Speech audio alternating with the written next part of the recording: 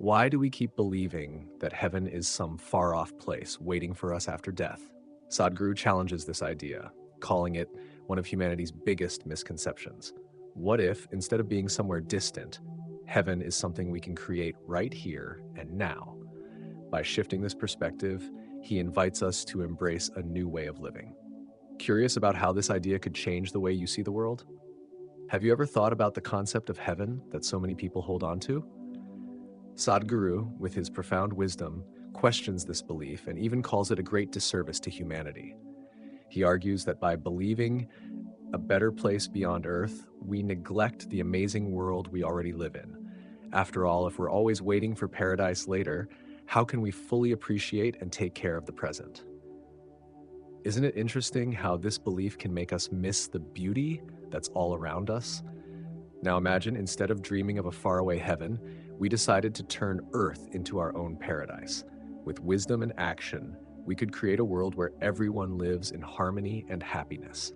Sadhguru reminds us that we have the power to make Earth a heaven or a hell. It all depends on the choices we make each day. Isn't it inspiring to think that with small actions, we can transform the world around us? For example, by promoting kindness and understanding in our communities, we build a more welcoming environment. Think about the simple actions we can take. Planting a tree in the neighborhood park, recycling, or even sharing a smile with a stranger. These small gestures, when done collectively, can have a huge impact.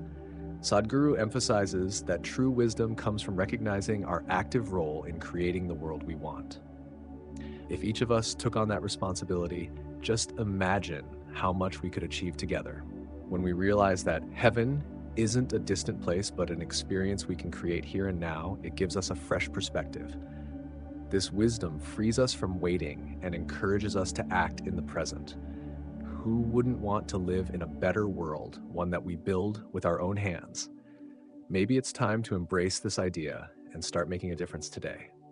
Isn't it fascinating how humans have this insatiable thirst for expansion? Sadhguru points out that we're constantly seeking something beyond what we already have, whether through material success, social progress, or spiritual growth. This endless search reflects a deeper wisdom within us, pushing us to explore new horizons and break through limitations. Who hasn't dreamed of a better future or wanted to overcome a personal challenge? Think about a time when you decided to learn a musical instrument or take up a new hobby. That desire to grow and reinvent yourself comes from this natural drive for expansion. Sadhguru explains that this trait has been key to the development of various belief systems, including religions. These systems emerged as ways to understand and channel our need to connect with something greater than ourselves, offering paths to guide us on that journey. And isn't it interesting how this drive for expansion also connects us with others? By sharing experiences and knowledge, we don't just enrich ourselves, we enrich those around us too. Sadhguru encourages us to use this wisdom to promote positive actions, like getting involved in volunteer work or simply taking time to listen and support a friend. When we channel this desire for growth toward the greater good, we not only evolve individually, but also help build a more harmonious and wise world. Have you ever noticed how Indian culture created a vast and diverse pantheon of gods, each playing a unique role in human life? Sadhguru teaches that these gods aren't just distant mythological figures, but are real psychological and energetic tools designed to meet various human needs. With about 33 million gods and goddesses imagined, this reflects the complexity and diversity of each individual's desires and aspirations.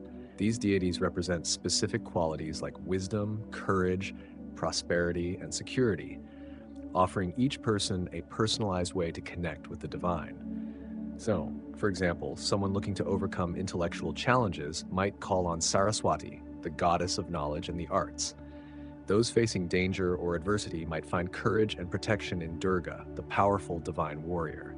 This creates a deep connection between humans and their inner needs, projecting these qualities through divine symbols. By reflecting individual needs, these gods become internal allies on the path to growth and fulfillment. Isn't it fascinating to think that every aspect of human nature can find such a direct and accessible symbolic representation? Sadhguru takes us deeper into this practice, explaining that the true essence of these gods isn't about worshiping them as external entities, but about cultivating their qualities within ourselves. These deities act as mirrors of what we can awaken inside: courage, wisdom, and patience. When we connect with these figures, we're really recognizing and amplifying these qualities in our own lives. It's a powerful reminder that true strength doesn't lie outside of us, it's within. By seeking inspiration from these gods, we're simply unlocking the doors to our own wisdom and power. In Indian culture, creating gods was more than just an act of worship.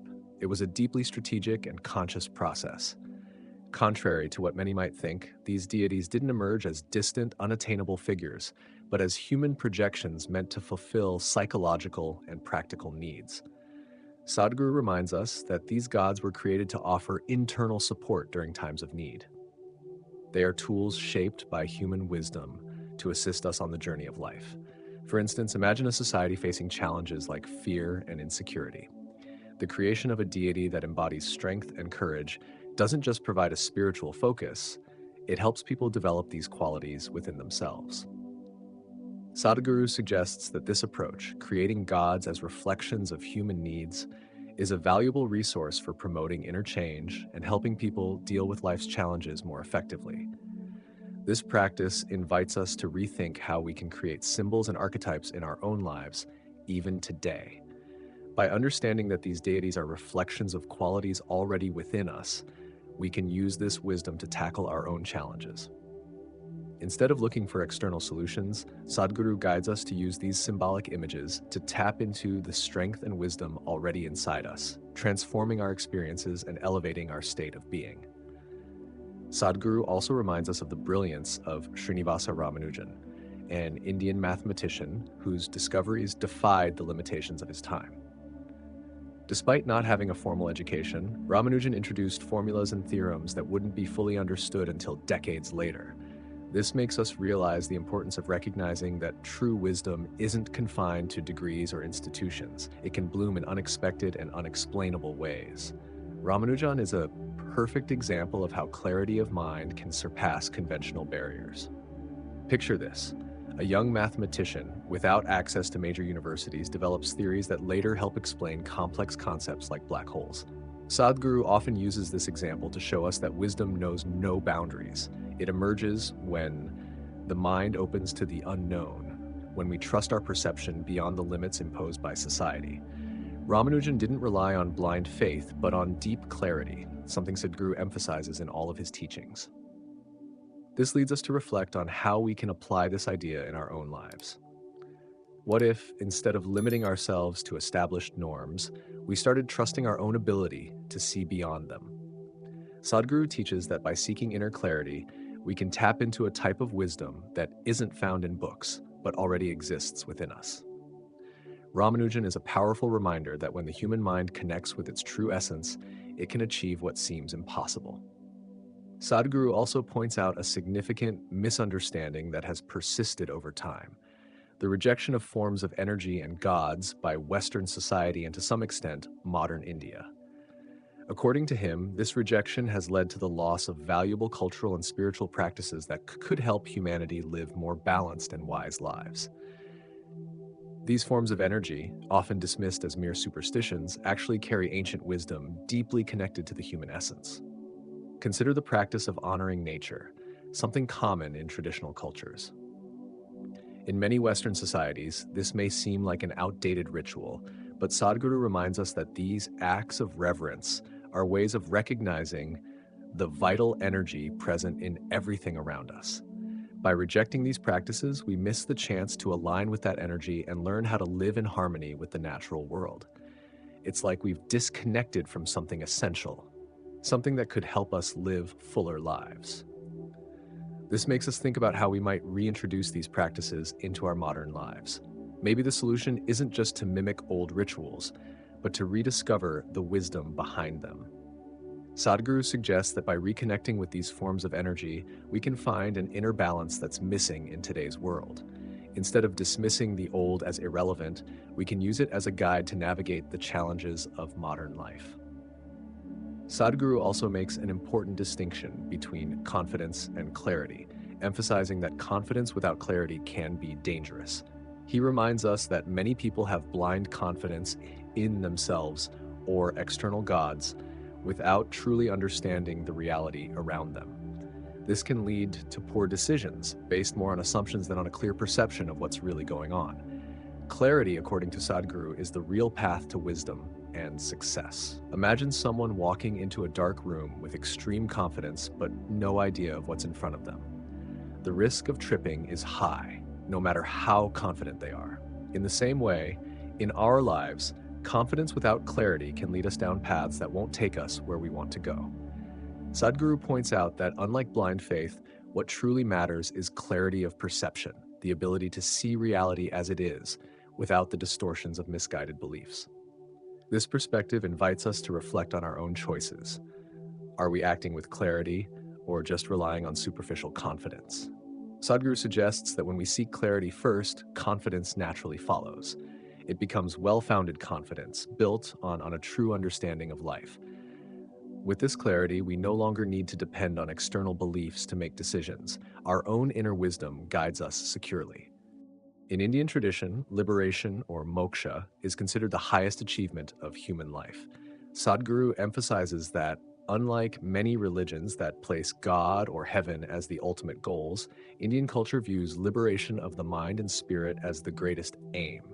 This isn't about escaping life, but about living in a way where you're not shaken by its ups and downs. The wisdom lies in understanding that it's not external circumstances that control our happiness, but how we respond to them internally. Imagine living in a way where, even in the face of big challenges, you maintain unshakable inner peace. That's the true meaning of moksha, not being a slave to emotions, impulsive reactions, or daily pressures. Sadhguru teaches that true wisdom comes from achieving this inner freedom, where nothing outside can disturb your peace. Think about the small things that often unsettle us: heavy traffic, a negative comment on social media, a disagreement at work. When we find this inner freedom, these issues lose their power over us. The pursuit of liberation isn't about renouncing the world, but about mastering the mind so it works for us, rather than pulling us in every direction. Sadhguru encourages us to develop this practice daily by observing our reactions and questioning how we can stay balanced amid challenges. Instead of chasing external rewards or waiting for a distant paradise, real fulfillment comes from finding peace and freedom here and now. According to Sadhguru, this journey is the greatest form of wisdom, freeing us from illusions and allowing us to live fully. Now that you understand the real impact of this belief in heaven, what will you do with this new perspective? Will you keep waiting for a distant promise, or will you start transforming your reality today? The choice is yours. Imagine the power you have to change not only your life, but the world around you, simply by shifting your view of where heaven really is. What's stopping you from acting now?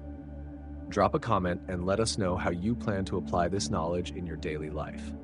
And if this content got you thinking, be sure to subscribe to the channel and turn on notifications so you can keep learning how wisdom and action can transform your life.